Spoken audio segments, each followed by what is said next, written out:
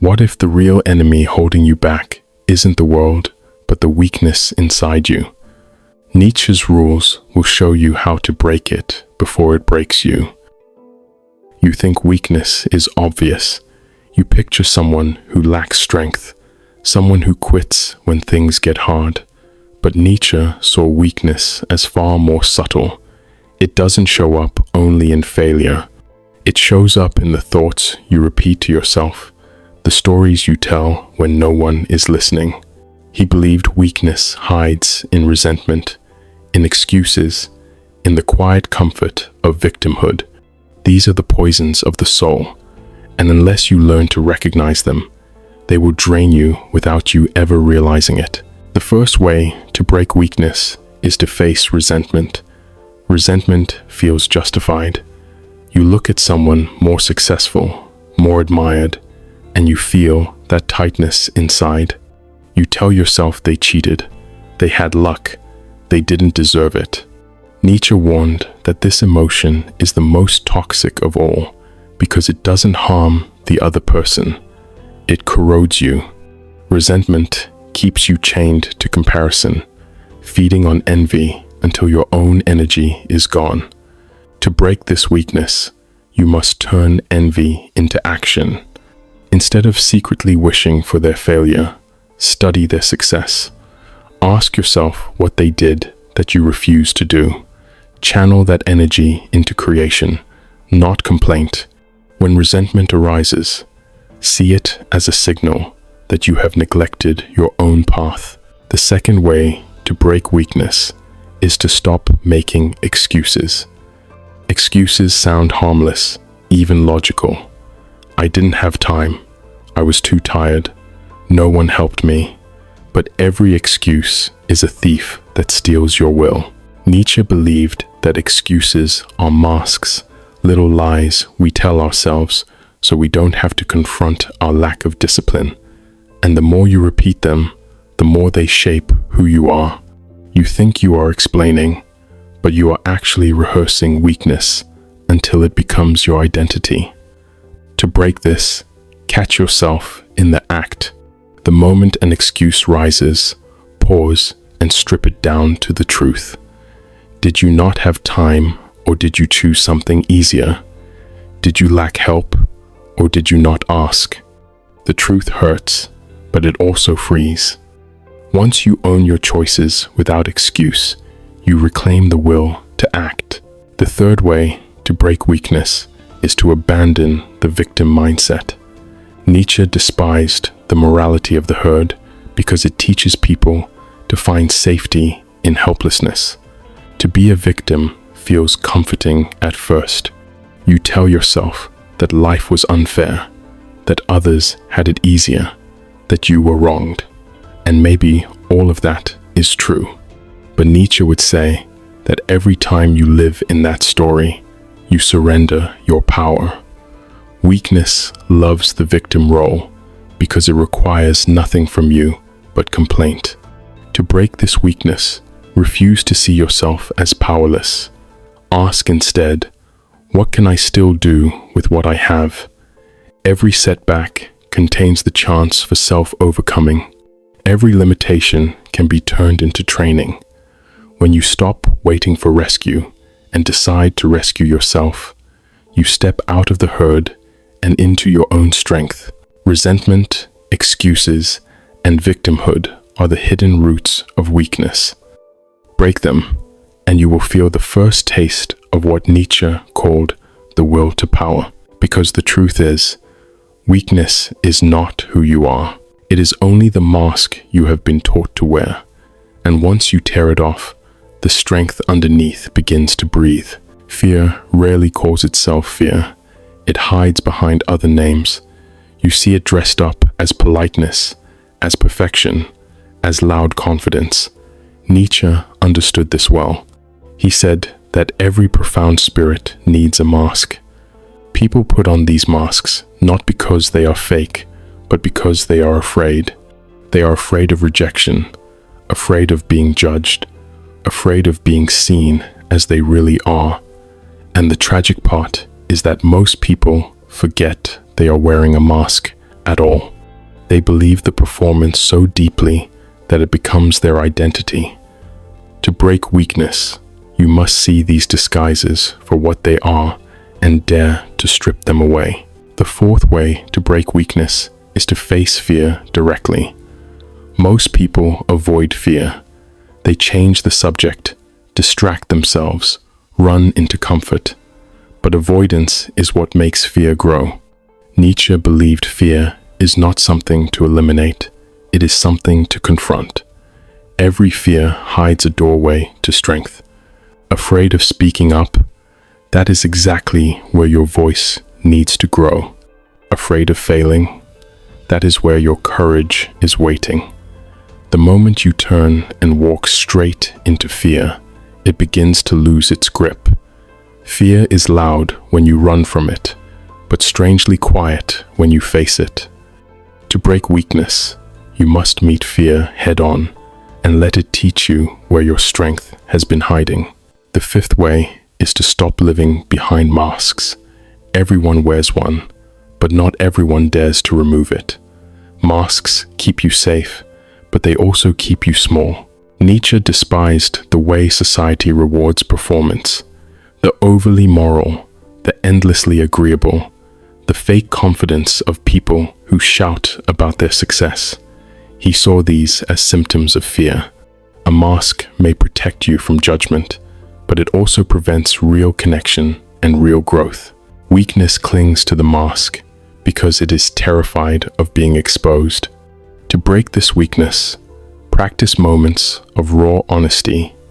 Say what you actually feel. Admit when you don't know. Refuse to project an image just to be accepted. Each time you drop the mask, you grow more solid in who you are. Without the mask, life becomes harder, but it also becomes real. And reality is where strength is born. The sixth way to break weakness is to transform fear into initiative instead of paralysis.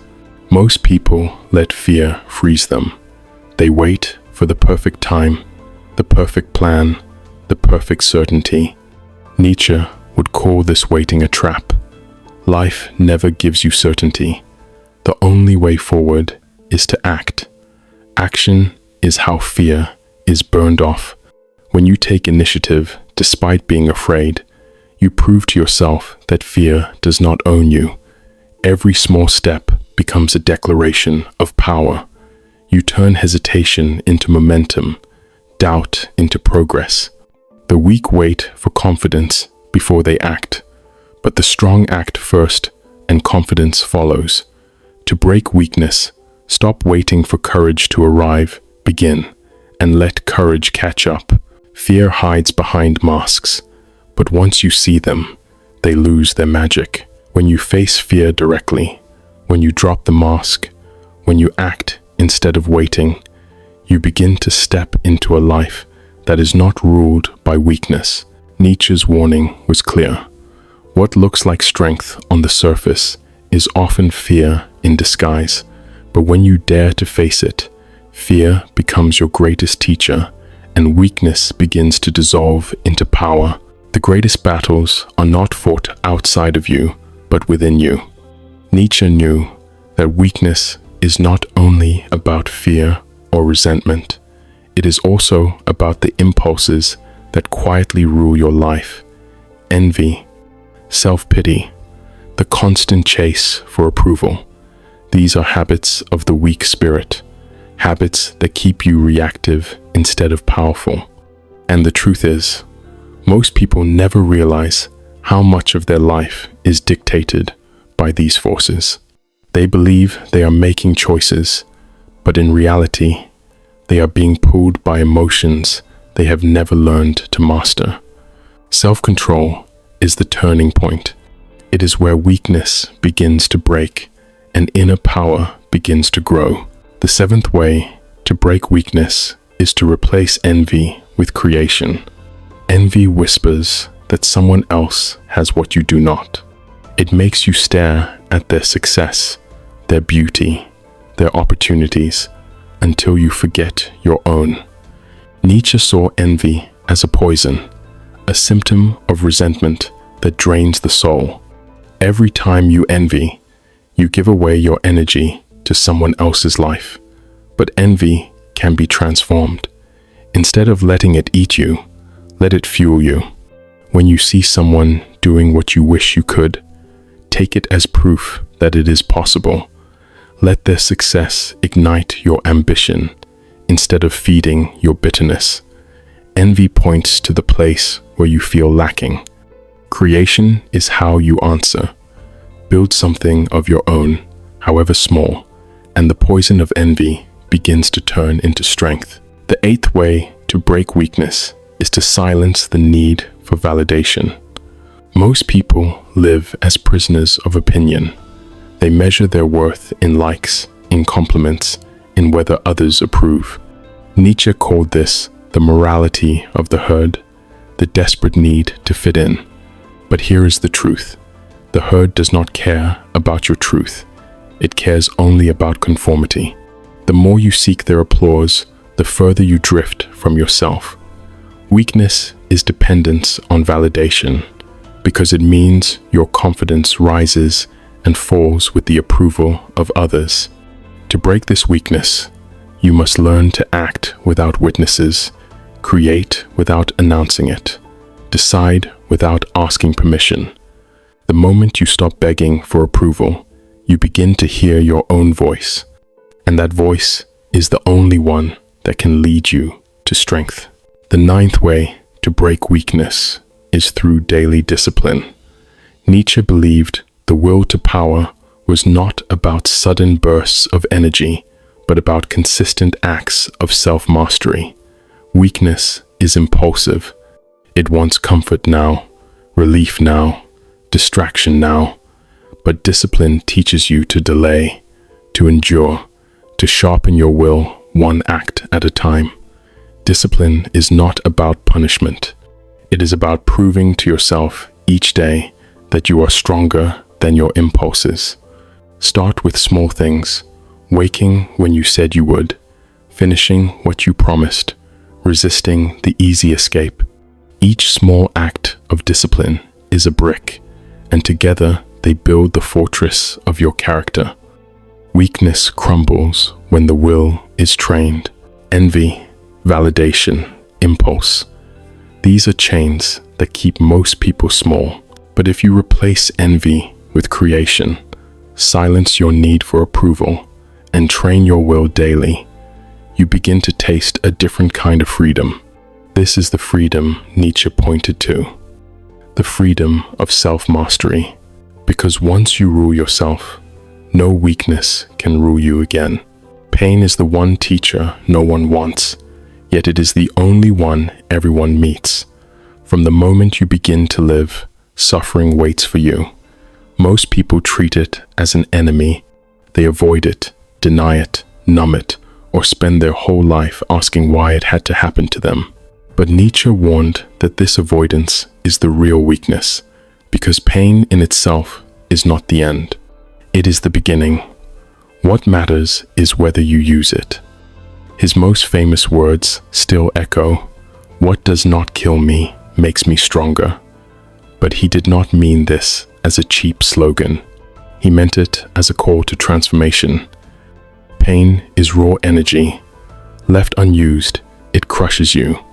Embraced fully, it becomes fuel. The 10th way to break weakness is to embrace suffering as training. Think of your body in the gym.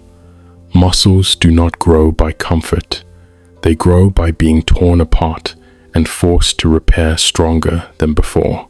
The same is true of your character. Every hardship is a weight placed on your soul. At first, it feels unbearable, but the struggle is how resilience is built. Nietzsche saw this clearly. He believed suffering was not a punishment, but a forge, and only those who accept it as such ever rise beyond mediocrity.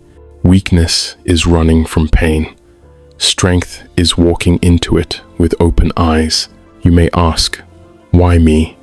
Why this? Why now? But these questions lead nowhere. Nietzsche would tell you to ask something different. What can this pain shape in me that nothing else could. Every betrayal, every failure, every loss carries within it a chance to grow a part of yourself that has been sleeping. Courage, patience, endurance, clarity. Pain has the power to awaken them all if you do not resist the lesson. Most people let pain turn them bitter. They hold on to the memory of the wound and make it their identity. They tell themselves the story again and again until they are nothing but the wound itself. Nietzsche saw this as the most tragic form of weakness because it wastes suffering. To suffer and gain nothing from it is the greatest loss of all. To break weakness, you must flip the story. Stop saying this ruined me and begin saying this trained me. Let every scar become a reminder of your survival. Every disappointment, a reminder that you are still standing. This shift turns pain from a weight into a weapon. Look back at the hardest moments of your life, the nights when you thought you would not endure, the moments when everything you loved was ripped away. You survived them, and in surviving, something inside you grew, even if you could not see it at the time. That is Nietzsche's truth. Pain is proof. Proof that you can take the hit and remain. Proof that you are tougher than you once believed. Pain will never disappear, but it does not have to rule you. When you learn to treat it as training, suffering stops being a curse and starts being a source of strength. This is the 10th way to break weakness. Do not run. Do not resist. Take the pain into your hands and shape it, because once you learn to turn pain into power, you no longer fear what life can throw at you. You become unbreakable. Most people confuse power with performance. They think power is being louder than others, winning arguments, or proving themselves right. But Nietzsche saw this kind of power as weakness in disguise. Real strength is not about dominating others. It is about no longer being dominated by yourself. The throne of inner power is not a crown you wear for the world to see. It is a state of being that needs no audience, and the ones who reach it are not those who shout the loudest, but those who have mastered the quiet within. The 11th way to break weakness is to claim self-mastery. This is not about controlling everything around you. It is about mastering yourself so deeply that nothing outside of you can shake your foundation.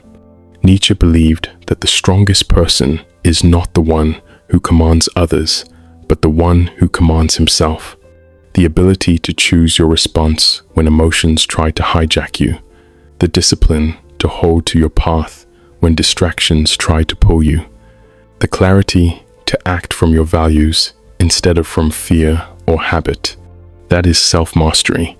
Weakness is living on autopilot, being thrown from one impulse to the next, reacting to every opinion. Strength is pausing, deciding, and acting from your own will. Each time you do this, you reclaim a piece of yourself. And when you have gathered enough of those pieces, you no longer need to fight for control. You are control. The 12th way to break weakness is to step into authentic confidence. This is the final transformation, the point where masks fall away and you no longer need applause or permission. Most people spend their lives trying to look confident. They inflate their accomplishments, posture in front of others, chase recognition to feel worthy. But Nietzsche warned that this is only another mask, a fragile ego dressed as power. Authentic confidence is different. It does not compete. It does not compare. It does not beg to be seen. It is the quiet knowledge that you are enough, that your strength is real because you have tested it in struggle, in fear, in pain. Confidence born this way is unshakable because it does not depend on anyone else. It does not crumble when criticized. It does not vanish when ignored. It simply is. These final 2 ways bring the journey together. Master yourself, and you will not be ruled by impulse. Stand in authentic confidence, and you will not need to prove yourself to anyone. Weakness ends not when you defeat others, but when you stop betraying yourself. Nietzsche's throne of inner power is not built on followers or victories. It is built on the unbreakable ground of self-control and truth. Once you sit there, no one can take it from you. This is the closing of the path, the last step in breaking weakness. And if you have followed, you now understand Nietzsche's vision. Power is not performance, it is presence.